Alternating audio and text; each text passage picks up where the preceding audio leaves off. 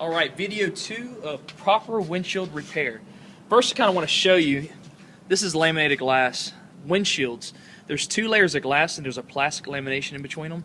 So when we're drilling into a windshield, we're just going to go 3/4 of a way to that lamination. Alright, we don't want to drill through the lamination or beyond the lamination because it'll cause more damage to the vehicle. So in this segment we're going to work on proper drilling.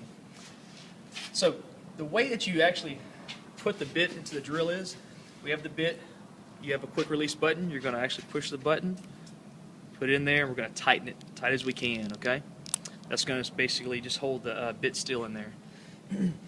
So what we're going to do first is that we're going to actually drill into the windshield and make a bullseye inside of it, okay? There's no rock chip at this point, but I want to show you how to properly do it. One of the main things you want to do is actually turn the bit on low or high, however you like. Have more be sturdy on the glass with your hand. Slowly go into it.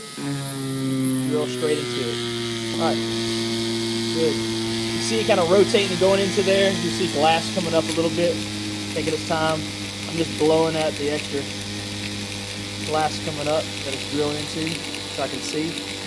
It's kind of just be aware of where you're at with the bit. If you've gone too far, you'll hear a loud noise, a little popping noise. That's just getting into the lamination, which we don't want to do. So, drilling, pushing down. If the bit stops turning or as it stops drilling, I like to come up and bring it back down. Alright?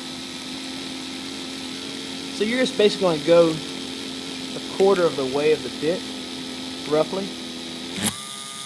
Keep going. Still haven't gone through that first layer.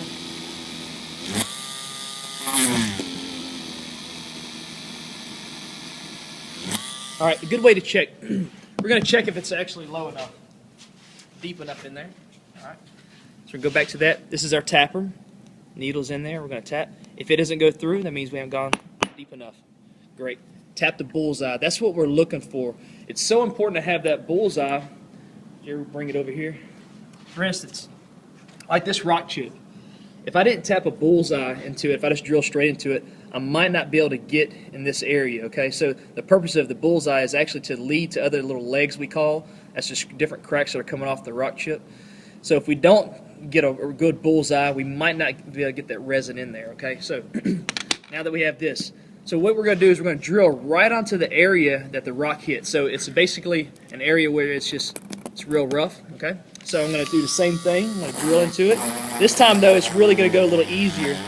So you got to be careful not to go all the way through. All right. Drill. Let up a little bit. Drill.